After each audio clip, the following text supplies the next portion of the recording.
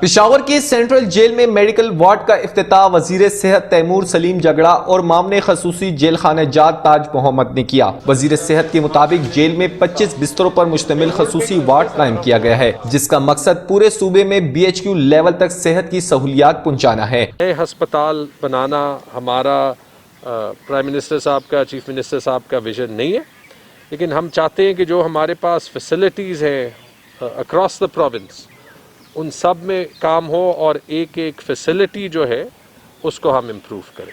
دوسری جانب معاون خصوصی جیل خانہ جات تاج محمد نے کہا کہ جیل میں قیدیوں کو مزید صحت سہولیات فراہم کرنے کے لیے دیگر وارڈز پر بھی کام جاری ہے، جن میں بیشتر منشیات کے عادی افراد کو اس لت سے چھٹکارا حاصل کرنے میں معاون ثابت ہوگا۔ ابھی انشاءاللہ ہم مزید اس جیل میں مزید وارڈ بنانا چاہتے ہیں، جس میں ڈرگ ایڈکٹ ریہیبلیٹیشن سینٹر اور disable rehabilitation centre, trauma centre, یہ بھی انشاءاللہ ہم قریب بنائیں گے۔